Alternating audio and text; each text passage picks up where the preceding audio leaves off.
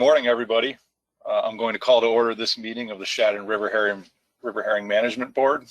My name is Justin Davis. I'm the Administrative Commissioner from Connecticut, and I'm currently serving as the chair of this board. The first item on our agenda this morning is approval of the agenda. I'll ask if there are any suggested modifications or additions to today's agenda. I see no hands. Okay, great. We'll consider today's agenda approved by consent. Moving on, next item on the agenda is approval of proceedings from the May 2021 meeting, which were provided in the meeting materials. Are there any suggested corrections or additions to the meeting minutes from May 2021? I see no hands. Okay, great. We'll consider the proceedings from the May meeting approved by consent. All right, moving on to the next item on the agenda, public comment. At this time, I'd be willing to entertain public comment on any issue not on the meeting agenda today. Tony, do we have any hands from the public? Jim Fletcher indicated he wanted to speak, so Jim, go ahead and unmute yourself.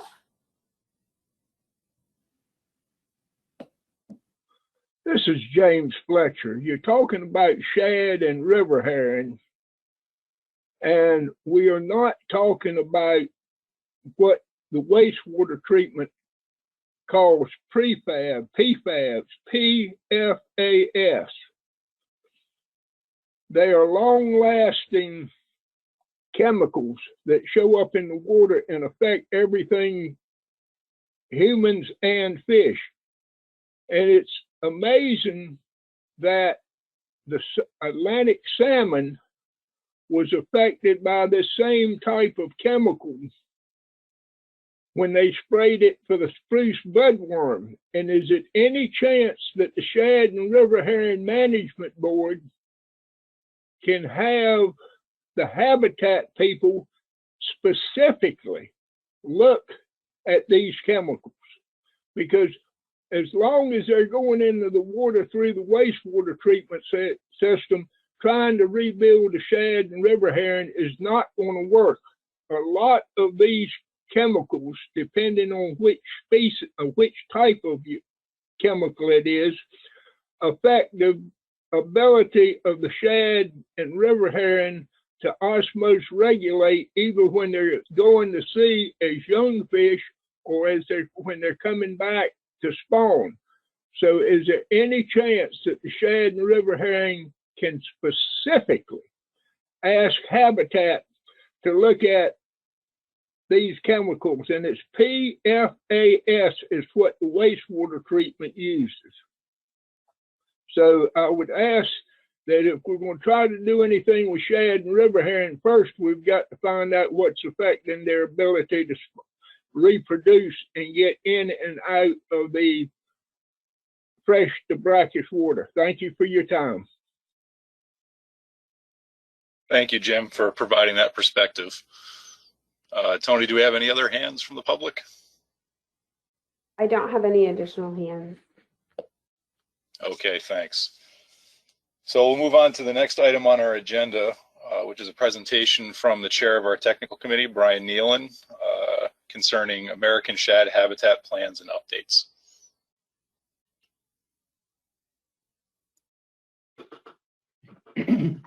Thank you, Mr. Chair, and good morning to the board.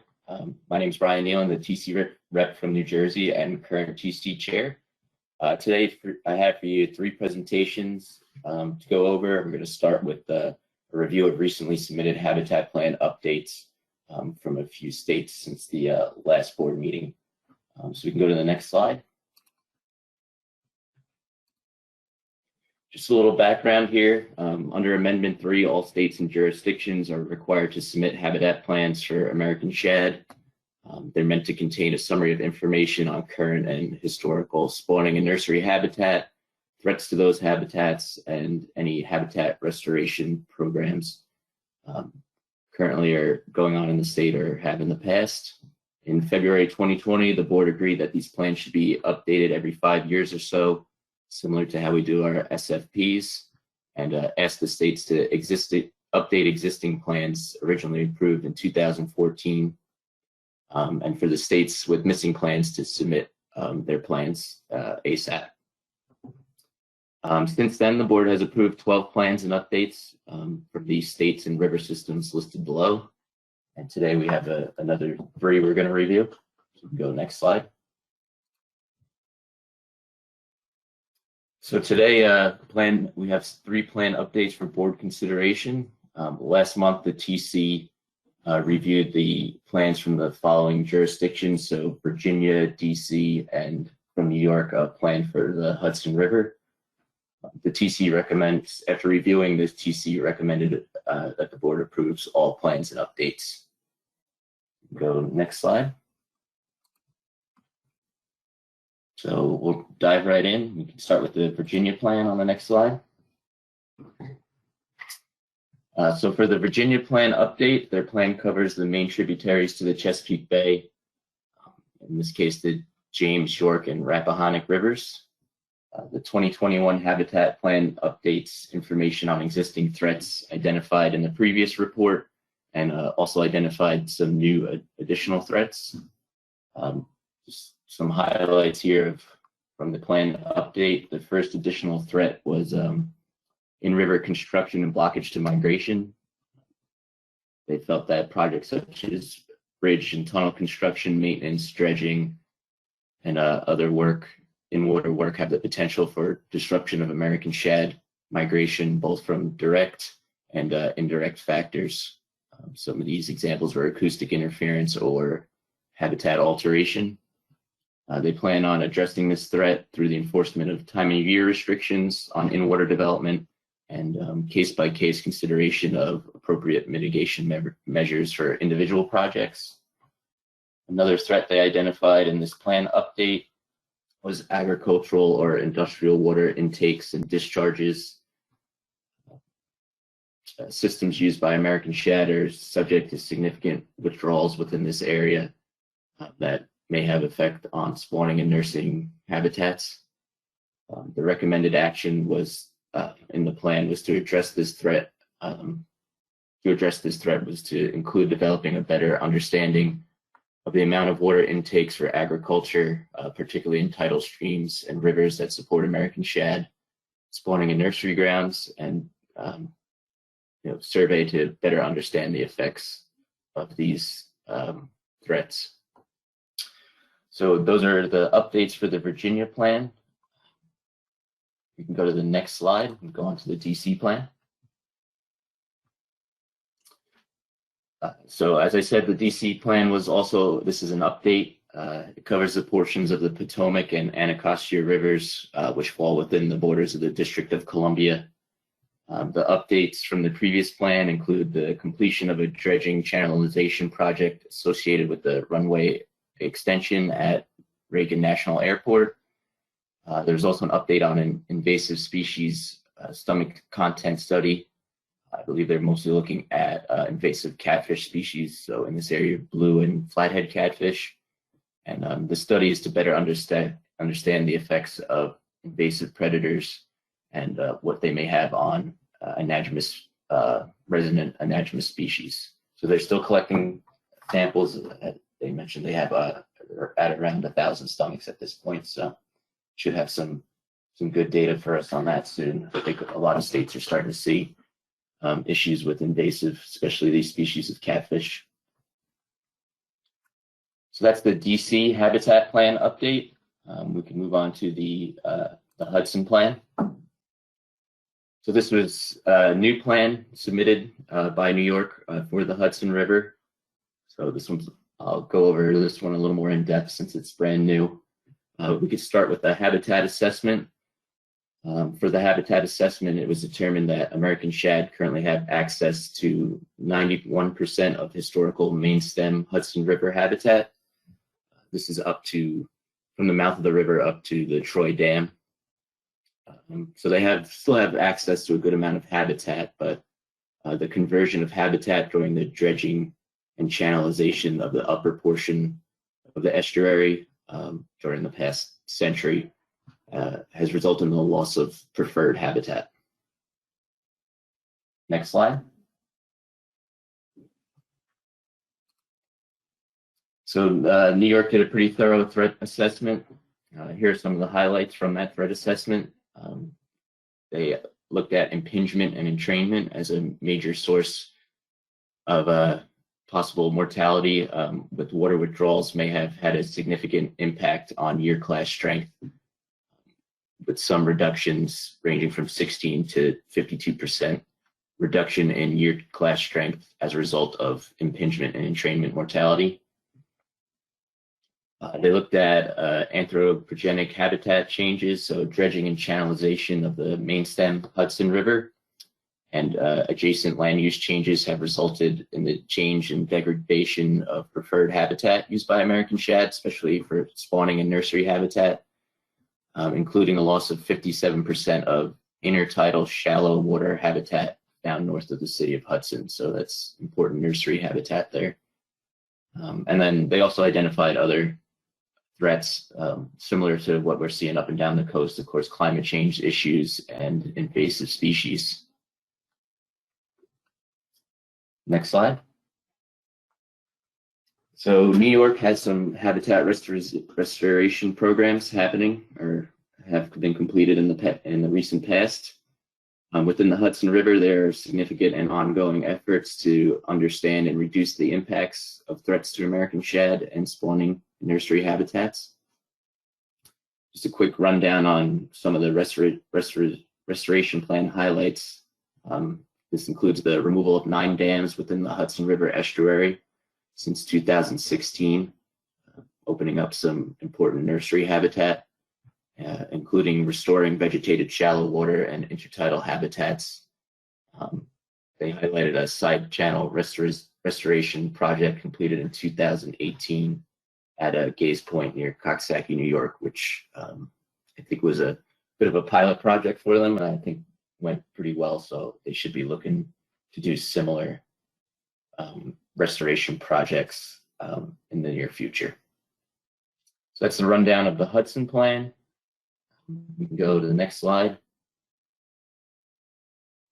which is the next step today. So that would be consider approval of the 3 plans just presented. So I could take any questions or hand it over to the chair to go forward to the next steps.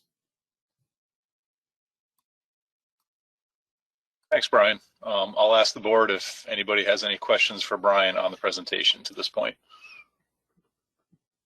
I see no hands. Oh, hold on. I lied. Pat Gear, followed by Allison Colden. I'm ready to make a motion if there are no questions. Was that Pat? Yes. Okay, Pat, I'll ask Allison real quickly if she has Okay. a comment or a question before we move to a motion.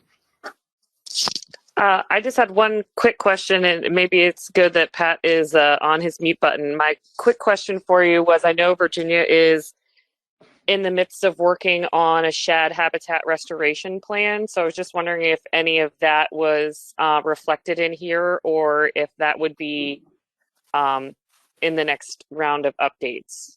Was there anything that you all reviewed with respect to the restoration program in Virginia's plan? There were general updates. I don't have that info off the top of my head right now, but I know they updated their, not just the threat assessment, but their plans for the future. I think they'll have more concrete answers in the following plan. I think they're still in the planning process at this point. Okay, thank you. Brian, I just want to confirm, are you done with your presentation on this section of the agenda, or was there another part of this presentation to come? No, this was it for the habitat plans. Okay, thanks. Just wanted to confirm. So given that, Pat, I'll turn back to you if you're interested in making a motion. Thank you, Mr. Chairman. I move to approve the shad habitat plans for Virginia, District of Columbia, and New York as presented today. Okay, thank you, Pat. Do we have a second to the motion? We have Malcolm Rhodes. Thank you, Dr. Rhodes. Any discussion on the motion? We've got Pat Gear with his hand up. Pat, did you want to speak to the motion? No, I'm sorry. I just forgot to lower my hand. No other hands. Okay, thanks, Tony. Given that, I'll ask if there is any objection to the motion. I see no hands in objection. Okay, thanks, Tony. We'll consider this motion passed by unanimous consent. All right, moving on to our next section of the agenda. Brian, you're back up again to give us a presentation on the technical committee report on methods for evaluating mixed stock catch.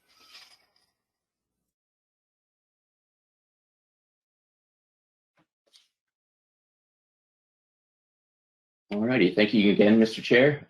As you said, next we have an update on the TC's task of developing methods to evaluate bycatch in mixed stock fisheries and state waters. The task group and TC drafted a white paper on the results of this task and the work that was done, and that was included in the meeting materials. So we can go to the next slide. Just an outline here. I'll be going over a little bit of background on the task, the data reviewed by the task group, what methods were explored by the task group to evaluate this task, and then the TC recommendations for addressing mixed stock fisheries as a result of the methods that were evaluated.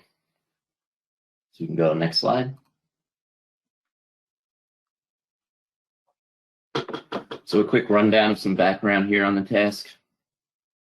In August 2020, after being presented with the results of the 2020 stock assessment, the board tasked the TC with identifying potential paths forward to improve shad stocks along the coast, in consideration of the assessment results.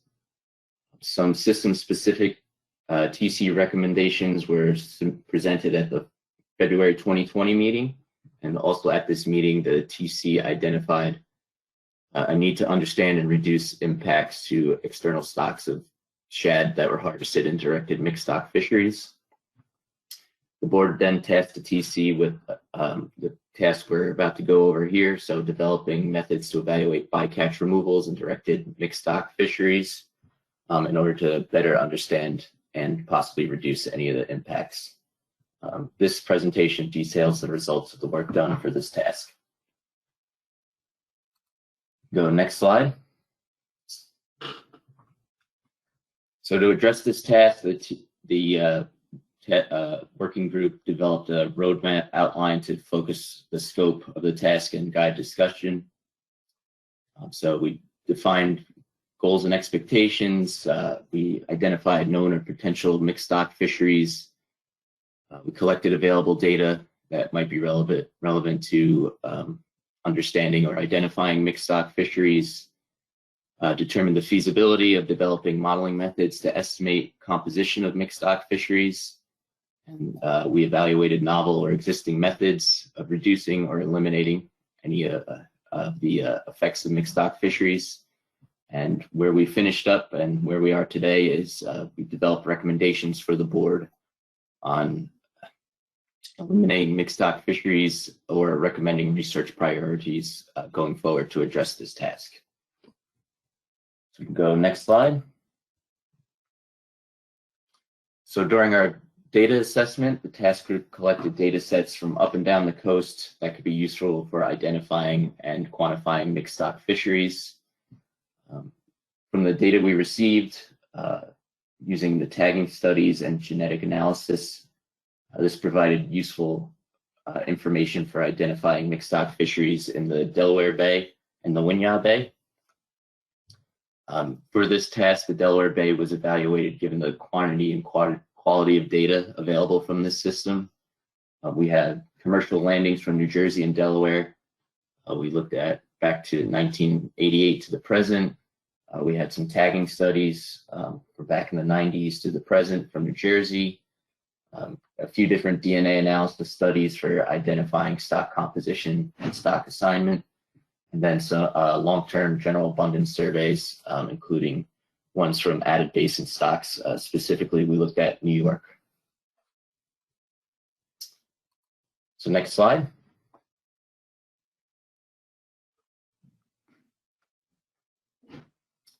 So the working group took a tiered approach to evaluating the data and methods available.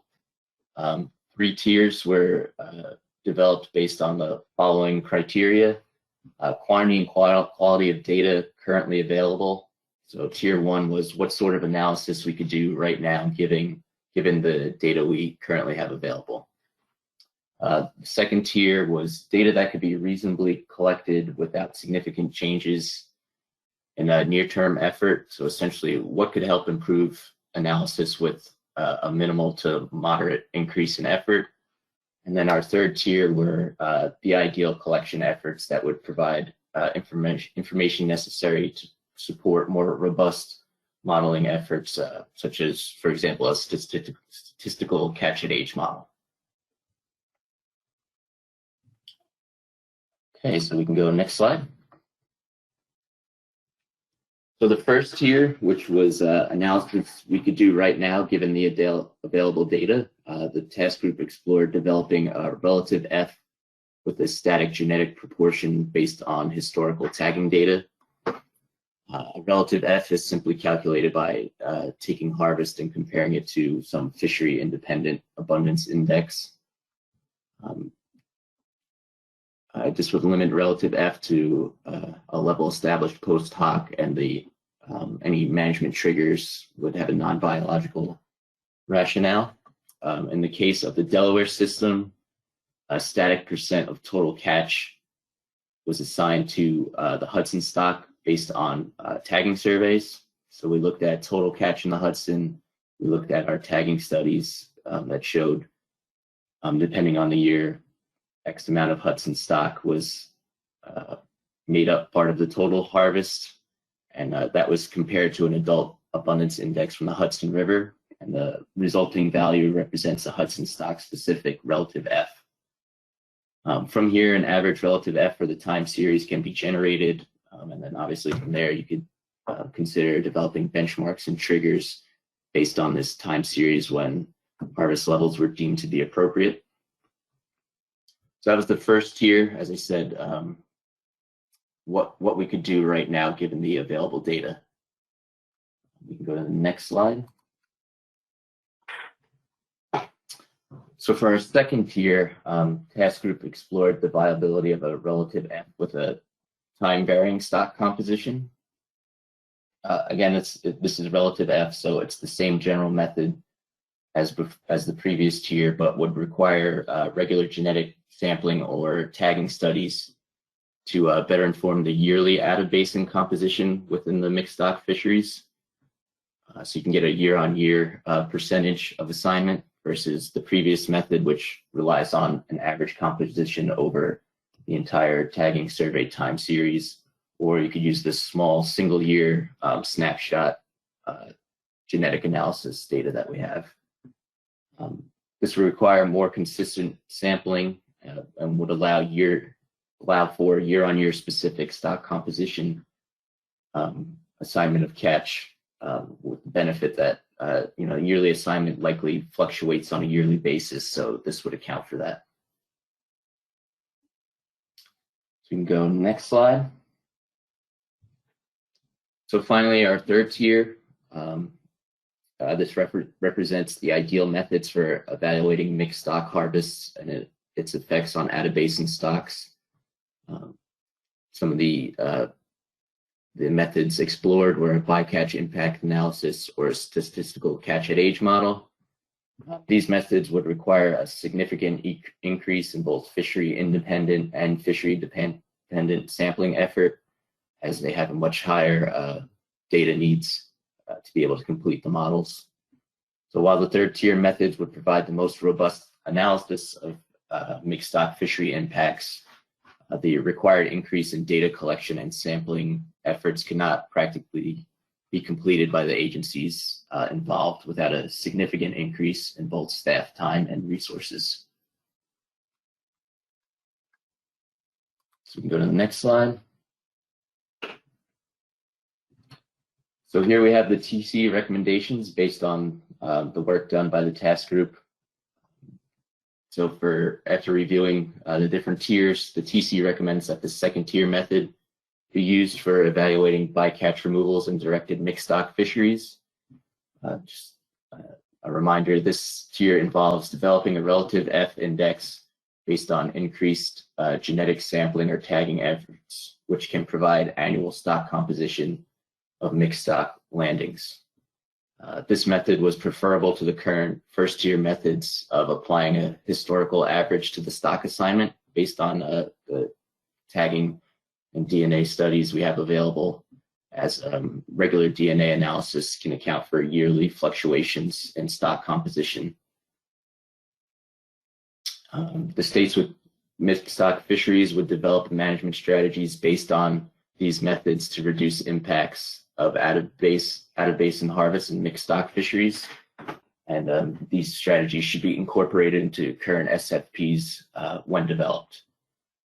So that's the TC recommendations. We can go to the next slide. So we're here at next steps, and obviously I could take any questions that the board may have. Okay, thank you, Brian, for that presentation, and I'll thank the technical committee for this excellent work. I'll open the floor. Are there any questions for Brian? We have John Clark, followed by Lynn Bagley. Okay, go ahead, John.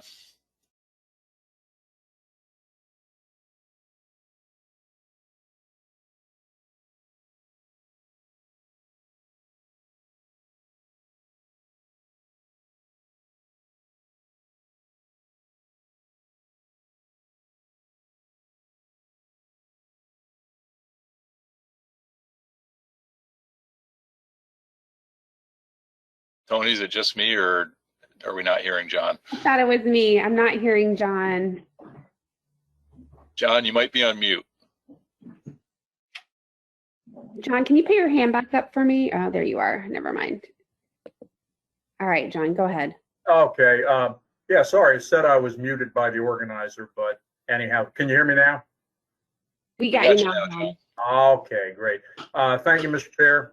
Thank you for the presentation, Brian. I was just wondering if you could briefly describe what the increase in cost would be from going from tier 1 to tier 2. And, you know, obviously, as you mentioned with tier 3, it's a cost benefit we're looking at with some of these methods. And I'm just wondering what we would be looking at in terms of increased resources if we go to tier 2. Thanks. Sure, no problem. So I can give you a general idea of what we've looked at least in New Jersey, being one of the basin states. This would affect us as well. So tier 1 is essentially how we operate right now. So there would be no increase in cost. Tier 2 would require regular genetic sampling of the commercial fishery. Either you know, you could have onboard observers, or you could do you know, dockside sampling. Obviously, the onboard observers is going to add to the cost. In terms of dockside sampling, that's typically, you know, a little easier, especially coordinating with the fishermen. Days at sea versus just meeting them at the dock.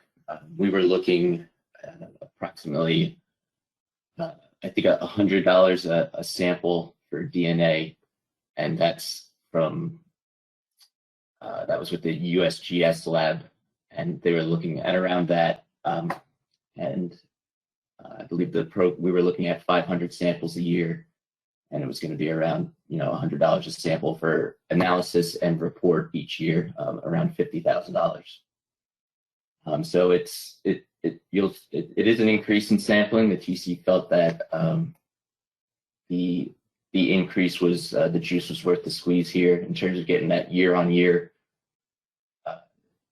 stock assignment versus the tagging study, which was being used for the first year. If I could just follow up for a second, Brian. Sure. Understand that. I mean, it's not a huge cost, but just judging by the Delaware Bay shad fishery, this is not a huge fishery. It seems like it's getting smaller. I mean, I don't know about the Jersey side, but it's getting harder to find even anybody in Delaware that can bone a shad. So, you know, it doesn't seem like there's a huge need to me to be knowing what the mixed stock composition is on an annual basis. But as I said, just kind of wondering based on the current state of the fishery. Thanks. Yeah, I think we're seeing a similar to the on our side of the bay. It is a fishery that's slowly, basically petering out through attrition. I think the bay harvest on our side is 10 to 20,000 pounds a year. Total bay harvest is probably close to 40,000 pounds a year. That being said, it's probably about 10,000 pounds a year assigned to the New York stock for both sides of the bay. So TC felt that the analysis, it was beneficial to have the year-on-year sampling studies to assign year-specific assignment, just because it likely fluctuates over the years. But that's the general consensus of the TC. Thanks. Okay, Lynn? Yeah, thank you, Mr. Chair, and thanks for the presentation, Brian. I think you answered my question when you were answering John's question. I was just curious who was doing the genetic analysis, where the samples are going. It's going to USGS? Yes, so the previous studies were, the Delaware Basin states just finished one from U.S. Fish and Wildlife, or U.S. Fish and Wildlife Service. The Northeast Fisheries Science Center did a 3-year study for us. And the one I was looking at going forward, I was applying for some funding. USGS is, they're handling the Coastwide Allocine Repository for DNA, and they are definitely interested in doing this DNA analysis. Great, thank you. Justin, you now have John Maniscalco followed by Roy Miller. Okay, thanks. John, you're up.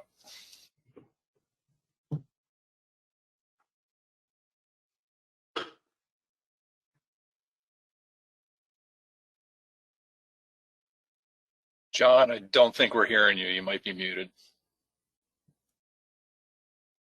How about now? Yep, we can hear you now. Thanks, Mr. Chair. First, I'd like to say thank the TC for doing the work on these evaluation methods. I had a lot of reservations about their first tier approach using that constant value. And I recognize that there are costs associated with annual or even semi-annual genetic sampling. But I'll just remind the board that whereas New Jersey and Delaware have commercial and recreational fisheries on that system, anglers and commercial fishermen on the Hudson River are prohibited from taking shad even in a catch and release kind of fishery. So there was the 4,000, 5,000, 10,000 pounds that are removed from the Delaware that are Hudson River fish, flies in the face of the prohibitions we're putting on our own fishermen. And I would certainly support the tier 2 recommendation, and I would be interested in having conversations about how we can find money to support that genetic sampling and the observer work. Thanks. Okay, thanks, John. Roy. Thank you, Justin.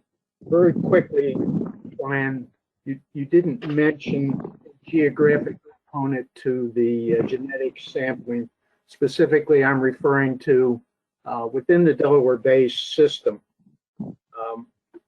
Previous work has shown you're more likely to encounter out of basin shad in the lower portion of the upper portion of Delaware Bay or the lower Delaware River.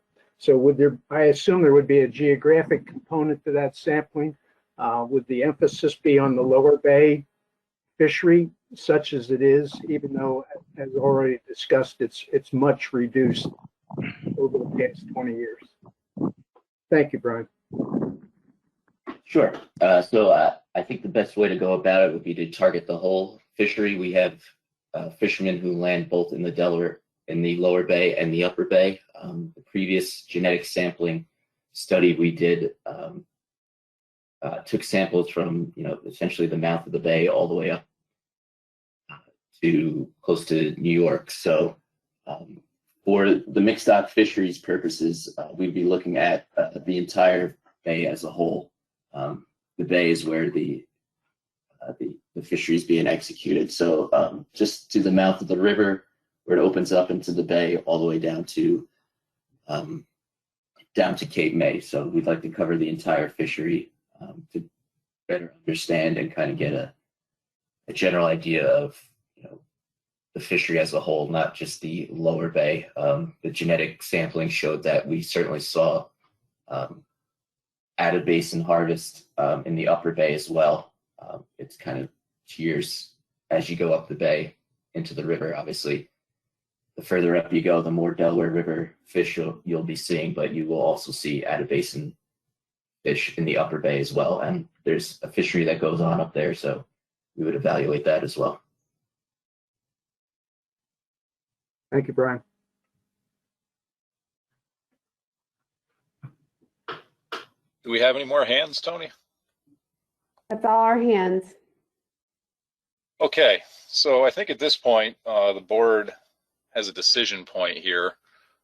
I think the board could entertain a motion to adopt the TC recommendation and recommend that the Delaware River Basin Co-op Sustainable Fishery Management Plan incorporate the recommended methods. But I thought, perhaps it might be helpful before the board decides whether or not it wants to move forward with a motion at this time to get perspective from some of the affected jurisdictions here on whether they sort of feel comfortable at this point with the TC's recommendation and moving forward with incorporating that into the Sustainable Fishery Management Plan, or if perhaps, there might be a desire for some more discussion or further digestion of the TC's report. So not to put those jurisdictions on the spot, but I think it might be helpful to get that perspective before the board considers what to do here. Thanks, Justin. And Brian Nealon, just so you know, your mic is open right now. If you don't mind muting when you're not talking, that would be helpful for. Yep, sorry. Oh, no worries. Thanks so much, Brian. I don't see, here we have John Clark and then followed by Roy Miller. Okay, John Clark. Thank you, Mr. Chair. Yeah, thank you. I certainly understand the request, making a recommendation to do this. As I said, I'm just and I was glad to hear from John Maniscalco about the New York perspective on this. I understand that our fisheries, both commercial and recreational in Delaware, are catching Hudson shad also, but it's just one of those things where, as Brian pointed out, just the effort they're doing in New Jersey to do this on an annual basis, getting the genetic work done, that's $50,000 that obviously there's an opportunity cost for whatever we do with shad. And I'm just thinking, for example, just within Delaware, we're in the process of trying to eliminate blockages on the on Brandywine Creek, which is a tributary of the Delaware that in the past was heavily used by shad and river herring. And I just don't know whether, I understand from the TC perspective that this is worth the effort, but I just like a little more time. I think I understand if a motion is made, it would be a recommendation that the Delaware River Basin Co-op would not be required to incorporate the Tier 2 methods. But, as I said, if we get to that point, fine. But I just think at this point, it might behoove us to wait a little bit on this until we can more thoroughly analyze what would be the best things to do with shad on the Delaware. Thanks. Okay, thank you, John. Roy Miller. Thank you, Justin. I'd like to chime in with John on this. I just want to make sure that to coin a phrase, the juice is worth the squeeze in this particular case. I'm very enthused over restoration of shad in the Brandywine system, which is a major lower tributary to the Delaware River, for those not familiar with the basin. And money spent on that restoration, I think, is already starting to show returns and payoffs. I would be hesitant to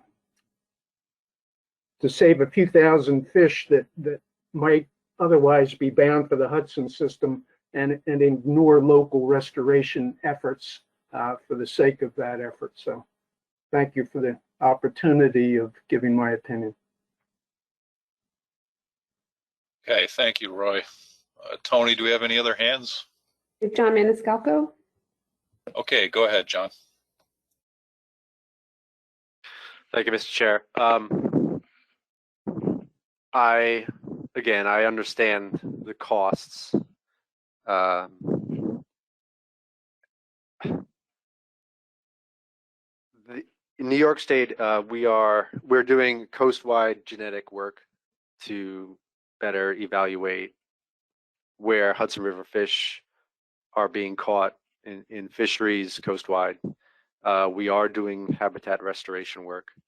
We are investigating other potential causes within the river itself to determine what is inhibiting the recovery of our shad stocks. But certainly the loss of thousands of adults to Delaware Bay fisheries could certainly be an issue. And if we need to further develop these ideas and how they're going to be implemented, I'm certainly willing to consider that, but I do not want to see evaluation of mixed stock fisheries fall off the table, and I don't want to see the possibility of this being included in future sustainable fishery management plans be removed, because as I said before, where there are fisheries allowed in the Delaware Bay, those fisheries are not allowed on the Hudson River, even though there's a direct impact of the Delaware Bay fisheries on Hudson River fish. Thanks. Okay, thank you, John. Do we have any other hands, Tony?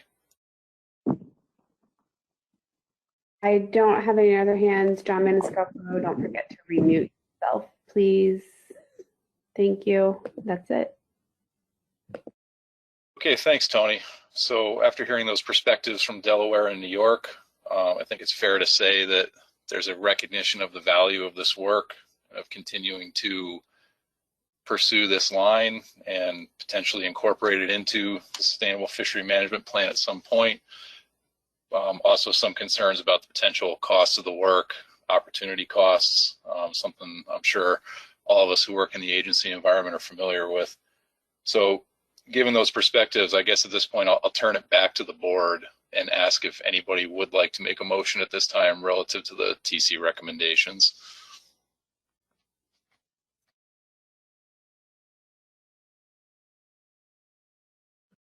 I have John Maniscalco. Okay, go ahead, John. I'd like to make a motion for the board to approve the TC recommendation to incorporate mixed stock fishery evaluation into the Delaware River Basin Cooperative Sustainable Fishery Management Plan. Thank you. Okay, thanks, John. And perhaps we might, oh.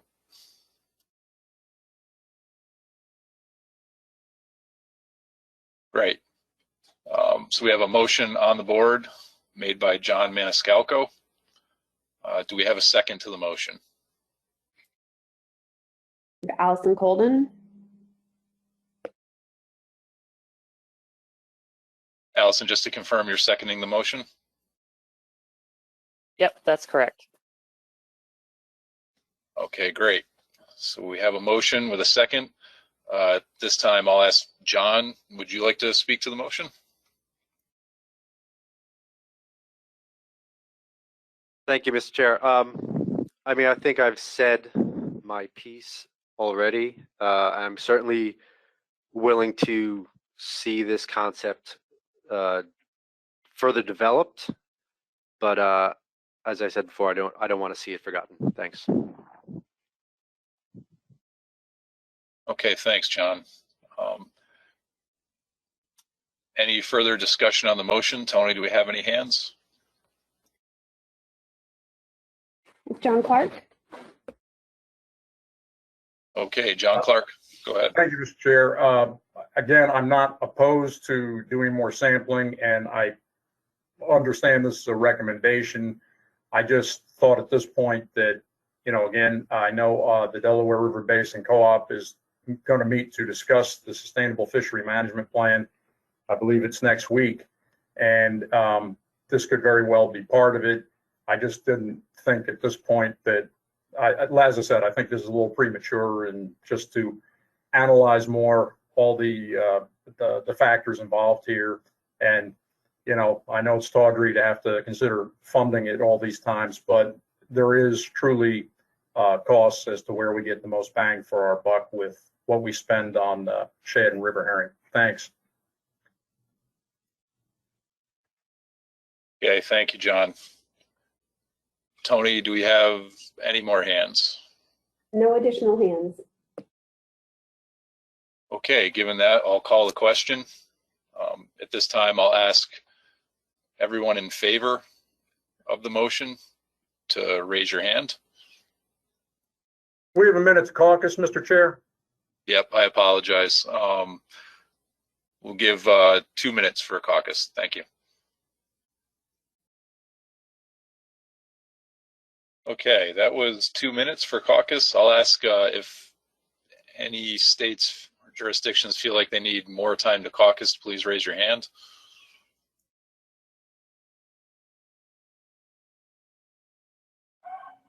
I don't see any hands. Sometimes I think it might be easier for them just to call out if they need more time, if they're caucusing via their computers. Okay, thanks, Tony. But all right, not hearing any calls for additional time. We'll go ahead and call the question here. I'll ask all states and jurisdictions in favor to raise their hands.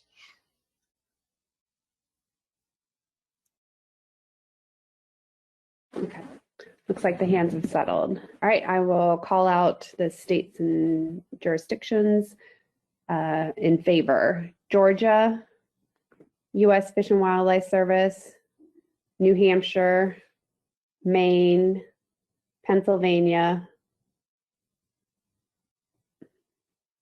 Florida,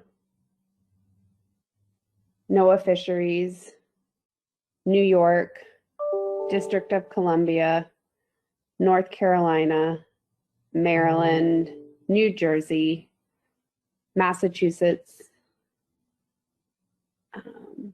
South Carolina, and Potomac River Fisheries Commission. Did I miss any? Rhode Island. Rhode Island also had. Rhode Island, thank you. And Connecticut. Yes. Sorry about that. I'm going to put the hands down for everybody. All right. Okay, all those opposed, please raise your hand.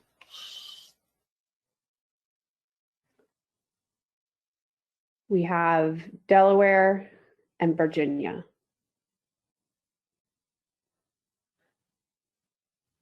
Okay, thanks. Any abstentions? I have no abstentions. And any null votes? I have no null votes.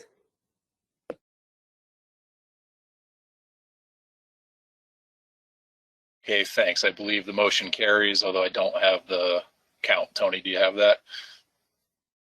Caitlin should have the count.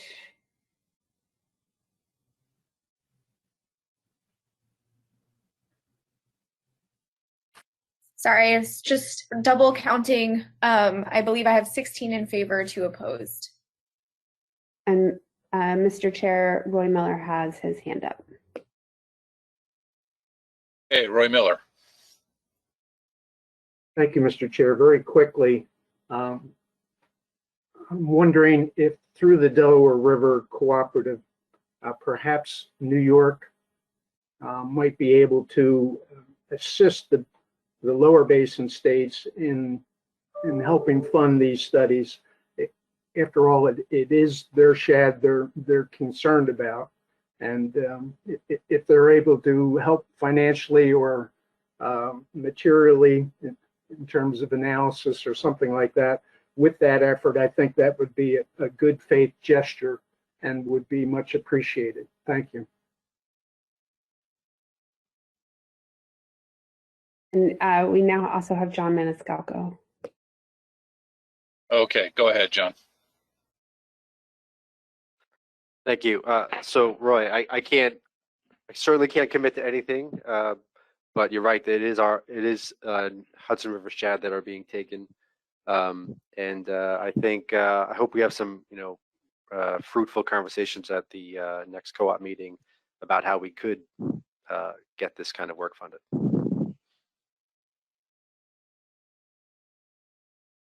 Okay, thanks, John. Do we have any other hands up at this time, Tony? No additional hands. Okay, given that, I'm going to go ahead and move us on to the next item on our agenda. I think Brian will be giving us another presentation, a progress report on prioritizing systems for shad recovery and developing the inventory of available data to support development of fish passage. Brian, it's all yours. Thanks again, Mr. Chair. You guys are going to hear from me one last time here. For our last presentation, I'm going to be going over the TC's progress on its shad passage prioritization task. Go next slide. It's just a quick outline of what I'm going to go over here, just some background, some progress on the task, what the TC has done so far, and then next steps looking forward. So we can go next slide.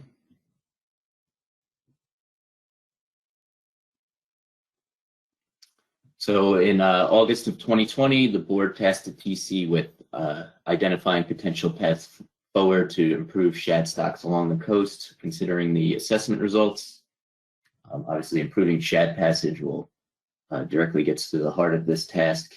In May of 2021, the board followed a TC recommendation that the commission send letters to agencies with relevant authorities to request prioritization of these actions when considering licensing permitting of projects that may impede access to spawning grounds and outmigration.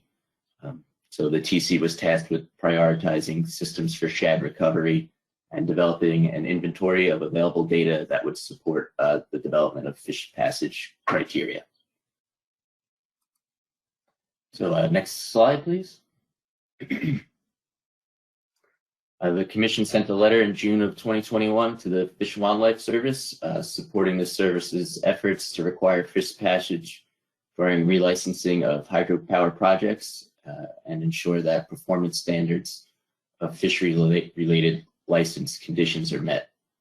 So the service responded favorably in August, and was looking forward to seeing what the TC would come up with in terms of prioritizing different projects based on need. We can go next slide. So so far our progress on this task, the TC was tasked with prioritizing systems for shad recovery and developing an inventory of available data to support the development of fish passage criteria. The fish passage task group acquired a table of the expected FERC relicensing projects along the Atlantic coast coming up for either relicensing or applying for a first-time license expected between FY 2020 and 2030. This list represented 150 plus projects. The TC members from each state were asked to decide whether a project in their state was a priority based on the following criteria. So does this system have an existing recovery plan? Does this system have existing performance standards? Does the system have upstream passage? Does it have downstream passage? Is a low sign passage needed here? And is this system state priority in general? So that was what was considered when we looked at sort of whittling down the number of projects to our priority projects and systems. We can go next slide. So continuing with our progress on the task here, from the 150 total projects from our initial list, we've narrowed down to 36 priority systems along the Atlantic coast. This is based on the TC members from each state reviewing the criteria I mentioned in the previous slide for each project. So the TC is continuing to review the list of priorities, priority systems, and providing information on available data that could be used to support passage criteria.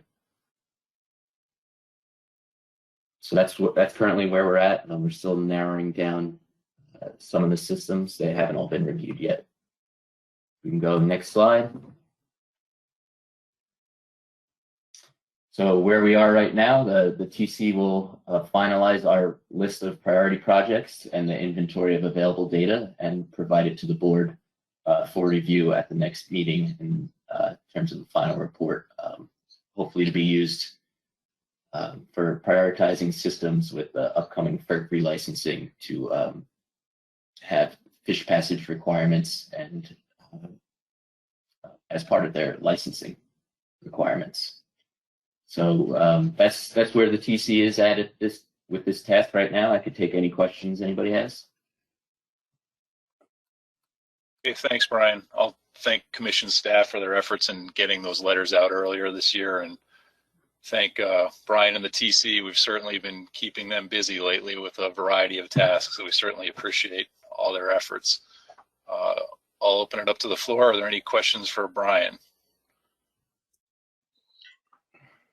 Max Appleman has raised his hand. Okay, Max, go ahead.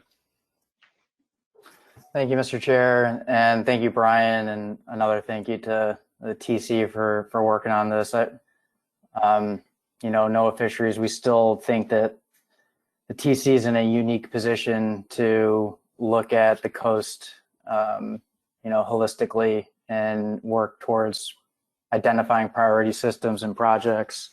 One of the, I guess this is really just a comment, one of the concerns that I've been hearing from some of the folks that work closely with this at the agency is the concern about different states using different approaches to prioritizing systems within their state and projects within their state. And I saw that as a criteria for prioritizing, you know, relicensing efforts that are coming down the pike. And I just wanted to sort of flag that I'm hearing consistency is really important. And I think that was part of where we thought the TC could come in and really step back and think of what's a consistent way to approach prioritization on a coast-wide scale. So something to keep in mind as you guys continue to work on this task, and we look forward to the final report coming the next meeting. Thanks. Okay, thank you, Max. Any additional hands, Tony? Lowell Whitney. Great, thank you, Mr. Chair, and on behalf of Fish and Wildlife Service, really appreciate the work the TC is doing in this regard. I just want to second the statement Max just made about the need to really understand the criteria that was used for the prioritization. So looking forward to seeing that in the final report. And also, in looking at the presentation, I do believe that NOAA received a letter as well. So again, thanks to the TC for the work on this, and we're looking forward to seeing the results. Great, thank you for that, Lowell. And certainly NOAA did receive a letter as well, so that might have been a slight oversight in the presentation. Tony, any additional hands? No. Okay, given that, we will move on to our last item on the agenda today, which is to elect a vice chair of this board. And at this time, I'm going to turn to my fellow Connecticut Commissioner, Bill Hyatt, who I think will be making a motion along those lines. Bill? Sure, Mr. Chair. I move to nominate Lynn Fagley for Vice Chair of the Shad and River Herring Management Board. Great, thank you, Bill. Do we have a second to the motion? Both John Clark and Mike Armstrong have their hands up. All right, out of deference to my board chair predecessor, I'll give the second to Mike Armstrong.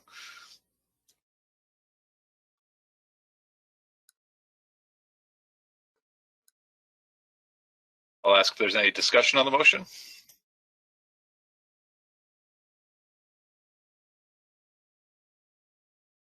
Hearing none, any opposition to the motion? No hands have been raised. Great, thank you.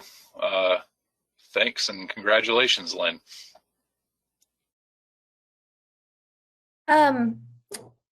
Mr. Chair, I believe we had one more presentation from Tom O'Connell. Oh, that's right. I think I'm operating off an outdated version of the agenda. Thanks, Caitlin.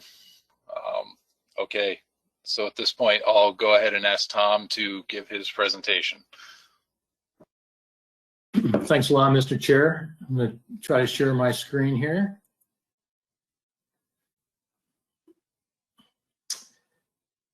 Tony, I'm hitting that show screen and let's see, it seems to be working now. Let me know if my screen shares, please. It's up on. It's working? Yes. We don't have a presentation. We just have your monitor. There you go. All right. All right, does it look good now? Yeah, good to go. All right. Well, that might have just messed it up, huh? Yeah, Tom, if you go to display settings at the top of your presentation mode, yeah, then you can swap presenter view and that should give us the slides. Yep. All right. Well, it's a pleasure to get invited and to see a lot of familiar names on the attendee list and hear some familiar voices. It's been a little while, and really appreciate the opportunity to highlight some of the Holocene research that USGS is involved in at the Eastern Ecological Science Center. How to advance slide? That's not. Give me 1 second. I apologize. I'm not too familiar with GoToMeeting. You can just click and it should advance. All right. So we should be able to roll now. So just for those of you that are not familiar with myself, again, it's Tom O'Connell, and I'm the Center Director for the USGS Eastern Ecological Science Center. Many of you might be familiar with me with my time for the Maryland Department of Natural Resources Fisheries Service, where I spent most of my career, including time as the state's fisheries director. And it is a pleasure to come back here today and join all of you. For those of you that may be less familiar with USGS, you may be asking, why is US Geological Survey involved in ASMFC fisheries science? And it kind of goes back to a reorganization of DOI back in 1993, where there was an interest of the department to separate science from management, and a lot of the scientists across the DOI bureaus were moved over to USGS. As a result of that, you know, USGS is the only non-regulatory science agency within the Department of Interior, which uniquely positions USGS to deliver ASMFC actionable science as required by the Atlantic Coastal Fisheries Cooperative Management Act of 1993, which states that the Secretary of Commerce and DOI shall implement a science program to support ASMFC. In 2020, the Eastern Ecological Science Center was formed out of a result of a merger between two other science centers, Leetown Science Center, which is mostly a fish and aquatic science center, and the Patuxent Wildlife Research Center, which is more of a terrestrial wildlife science center. And so I've been asked to serve as the center director for the new Eastern Ecological Science Center. And you can see what our vision and goals are going forward, but ultimately it comes down to, I'm really just trying to establish a culture amongst our scientists where we have a strong engagement with partners like the Atlantic States Marine Fisheries Commission, and we're aligning our limited appropriated budgets to the highest priorities of our partner needs, and hopefully be viewed as a go-to organization to support science needs.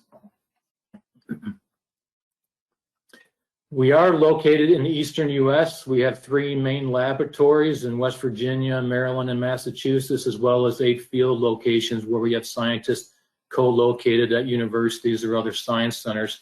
So EESC is well positioned to be the lead science center amongst USGS to support the science needs of ASMFC. So about 3 years ago, in an effort to try to strengthen USGS partnerships, I initiated communications with USGS leadership and obtained support for strengthening USGS science support to ASMFC. And the USGS ecosystem mission area that provides funding to our center agreed to provide $100,000 in each of the past 3 years to allow us to increase our science support to ASMFC. And through a lot of partnerships with agencies like NOAA, National Marine Fisheries Service, U.S. Fish and Wildlife Service, states, and other parts of USGS, we've been able to leverage that initial investment to support over 20 research projects that are now totaling about $2 million. And I just want to make a very important point that our involvement is not meant to be competitive with other federal or state agencies. We are really viewing this as a complementary science support role. And we work very closely with NOAA and Fish and Wildlife Service and other states. And to make these investments as beneficial as possible, we have coordinated closely with Pat Canfield, the science director, where our scientists look at your 5-year science priorities document, develop ideas, and we run those through Pat and technical committee representatives and get feedback on which projects would have the greatest impact to ASMFC, and those are the ones that we've been focusing in on. Another way that we're looking to provide support to ASMFC is increasing our participation on the science and technical committees. Here's a number of them that USGS has representatives, not just at the Eastern Ecological Science Center, but other cooperative research units that fall under USGS responsibility and other science centers. And through this increased partnership, it's been recognized that it would be valuable to establish a new memorandum of understanding between NOAA, Fish and Wildlife, and ASMFC to formalize USGS science support role. And that's going to help me solidify longer-term funding and hopefully increase funding support over time. So that's a little bit about why USGS is involved, and what I wanted to do is just highlight some of the research projects that are underway at the Eastern Ecological Science Center that pertain to Holocene. These are 10 projects that are listed here. Several of them are very relevant to your discussions today. The projects range from population structure and dynamics to fish health to aquatic ecosystem habitats, and including but not limited to fish patches design and testing, which was talked about from the technical committee just to pass the agenda item. And so I'm not going to highlight all 10 of these projects, but I did want to highlight a couple of them in more detail.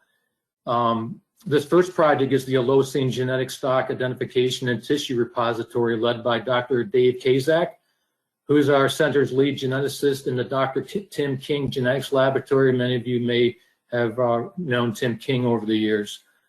Dave and his team are using genetic markers to build baseline information for American shad, blueback herring, and alewife. The use of single nucleotide polymorphisms will provide enhanced resolution of stock structure, greater repeatability, and cost savings when compared to previous genetic analysis using microsatellite map markers. I know there was just previous conversations in regards to the funding of this work, which was approved in the TC recommendation. This is an area where USGS, I think, can really prove beneficial to ASMFC. We're mostly an appropriated funded science center, And I will do my best, if this remains a priority of ASMFC, to provide the funds to help support the genetic analysis, if not fully, depending on the scale of effort. We will try to at least minimize the additional cost that would be needed to support this work. Our scientists are seeking collaborators to assist with sample collection. And if any of you have individuals that are able to collect tissue samples, there's contact information here to contact, and we can provide the information needed to receive the samples and make them part of the genetic tissue repository. The other area I want to highlight relates to fish passage, and our center's Conti and Najimus Research Fish Laboratory in Turner Falls, Massachusetts, has a very unique fish passage research facility located along the Connecticut River, where we have biologists, hydraulic, and civil engineers working together to design and test fish passageways tailored to specific species and river systems. These scientists, some of you may know, include Alex Harrow, Ted Castro Santos, Kevin Mulligan, and Brett Toller, who has been with Fish and Wildlife Service, but now working with Eastern Ecological and others. What's unique is we're able to utilize a multi-scale flume testing laboratory where scientists are able to test initial ideas at a smaller scale until they obtain the desired performance requirements tailored to a particular species of fish. And then as they get close to that, they can build it out into a larger prototype and put it into one of our larger flume systems, where we're able to introduce fish of interest and be able to monitor their performance related to these designs through an advanced telemetry system that we have in the flume system. And so these multidisciplinary team of scientists are improving fishway designs. They're looking to increase the percentage of the leucines that are able to find the passage, reduce the amount of time it takes for a fish to pass the ladder, and increase survival of upstream and downstream migration. And this information may be pertinent to some of the performance criteria that is currently being discussed. One project that our scientists are involved in is focused on reducing the time and increase the proportion of fish that are passing a fishway once they enter it. This begins with looking at the fish entranceways. And this project, we're looking at reducing the amount of time for fish that are approaching a fishway entrance to find it, increase the attraction and the proportion of fish entering it, and ultimately help increase the survival of upstream migration. Another part of our science focus on fish passage is looking at what happens when a fish actually gets into the fish ladder. And this project is looking at a novel D-cylinder design to try to improve reduce the amount of time and increase the proportion of fish that once they enter the ladder can actually get through and be at a health level that they can continue upstream and spawn successfully. As many of you probably know, many historic Atlantic coast fish ladders were designed based upon technologies developed for Pacific salmonids, which have very different swimming capabilities than the fish we're targeting on the Atlantic coast. And so by having scientists can understand the swimming behavior of these species of fish, and then working together with our hydraulic and civil engineers, we can look at designs that are more tailored to the Atlantic species of interest like shad and herring. And then the last project I wanted to emphasize, this project focuses on fish habitat assessments. And as many of you know, one of the biggest drivers to our Atlantic coastal fisheries is what's happening on the landscape. And many of the times that's outside of our management regulatory control. This project is a project that we're working closely with NOAA National Marine Fisheries and NOAA and NCOS, where USGS is focusing on the headwaters down to tidal rivers, and NOAA is focusing on the tidal rivers down to the ocean. And what we're working to do is to increase our ability to assess the status of habitats and understand the drivers and stressors of those habitats over the entire Chesapeake Bay watershed. This project builds upon the National Fish Habitat Partnership, but with the richness of data in the Chesapeake Bay, we're able to incorporate a lot more data, and are also looking to examine this data at a much finer spatial scale, which the local and state managers are saying it's important for them to be able to utilize this information. And hopefully this project will be transferable to other parts of the Atlantic coast if successful. So with that, I really appreciate the opportunity to present and highlight some of the work that USGS is involved in. I feel that we're just scratching the surface, and we're looking to really grow this program to provide complementary science, and wanted to thank Pat Canfield and Tony Kearns and Lisa Havel and Deke Tompkins for helping us with the coordination, communication, as well as my colleagues at NOAA, National Marine Fisheries Service, and U.S. Fish and Wildlife Service. We're really working together to try to complement our science to really hit the high marks of ASMFC science needs. So thank you, and happy to answer any questions you might have. Great, thanks very much for that, Tom. That's a great presentation. It's really great to see all the good science that USGS is doing in support of management of our ASMFC species. At this time, I'll ask if anybody on the board has any questions for Tom.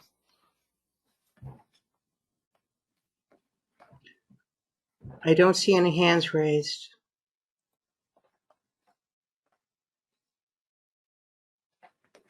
Okay, well, thanks again for that. I stand corrected, sorry. Lynn Fagley and Bill Hyatt. Okay, go ahead, Lynn. Yeah, thank you, Mr. Chair. I don't so much have a question as I just really want to thank Tom. You know, this is, it's pretty visionary and high time, you know, that we have this linkage and really have a means to bring to bear the scientific capacity at USGS. And I just really love the fact that this is, you're working through Pat Canfield and reviewing those, those science priority, reports from ASMFC. So I just want to thank you for thinking this through and making it happen. Oh, thanks a lot, Lynn. Appreciate that. We're excited about it. Okay, Bill Hyatt, you're up next. Thanks, Mr. Chair. Tom, I just had a quick question. Just was wondering relative to the Chesapeake project that you spoke about briefly, just if you could comment on how much you folks for that project are drawn on work that was done by the North Atlantic Landscape Conservation Cooperative. You know, I'm thinking of all the landscape conservation data that they had collected over a number of years, of which USGS was an active partner. Well, thanks a lot, Bill. Yeah, Steve Faulkner, our center, has worked with those landscape cooperatives, and my understanding is that we're looking to build upon those efforts. One part of this effort was taking a lead to obtain data from all the different organizations pertaining to fish habitat and fish abundance and throughout the Chesapeake Bay watershed, and we've successfully brought all that data together into a single database, and it's available to anybody. And it's really trying to build off of the work that's already been done and advancing that. So I will follow up with Steve Faulkner's team to make sure that my understanding is correct, but and that's my assumption at right this point in time. Thanks. Excellent, thank you.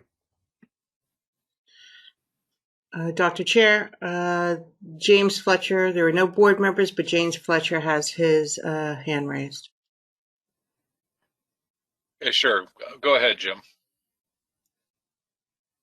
The question is, are you aware of the chemicals that are going into the water? You mentioned habitat, you mentioned fish passage, everything else. But I'm on a thing. For years, I asked about the estrogen in the water and affecting the reproduction of fish. Now it comes out that even the EPA is mentioning PFAS.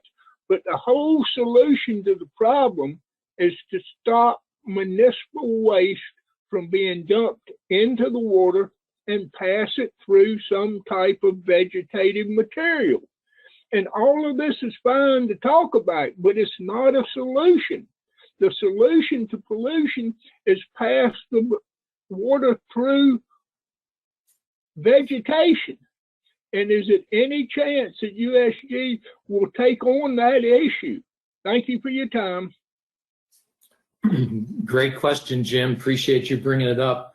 USGS has a very strong water quality monitoring program, and our Chesapeake Bay fish habitat assessment is working very closely to understand those drivers and stressors. And we have a number of scientists, Vicki Blazer and Steve McCormick, that have done a lot of work on endocrine disruptors. And that's the big part of this Chesapeake Bay habitat assessment, is understand the status of these habitats and fish, and then trying to understand what the drivers and stressors are, including contaminants like the ones you mentioned. We also just stood up a new PFAS lab in our West Virginia facility that's enabling us to examine PFAS contaminant levels in tissue samples of animals. And we started some pilot projects this year. So happy to continue this conversation if there's interest of Asmfc, but we do have the expertise. We do have current projects, and be happy to discuss further if that's of any interest. Thank you. Tom Foti also has his hand raised at this point. Okay, Tom Foti, go ahead. Yeah, Tom, nice to hear from you again. Too bad we can't see each other. Yeah, I would just wanted to point out that I sat through a presentation from USGIS at the Pinelands Commission discussing that you had looked at waters up in Pennsylvania that were not coming from sewer plants, but coming off farmland and the high levels of endocrine disruptors. And I really appreciate it because that had not really been put in the forefront as it is now. So we can look at what's coming into Susquehanna and a few other areas in the Delaware River from what's coming off the farmlands. Well, thanks, Tom. It's great to hear your voice. And I can't believe a meeting has almost ended without Pat Augustine making a motion. I don't know if that's ever happened.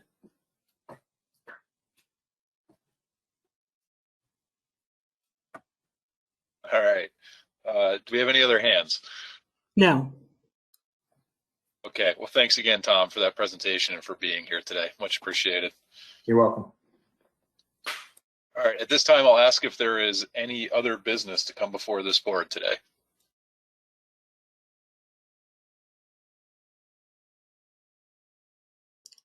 No hands raised.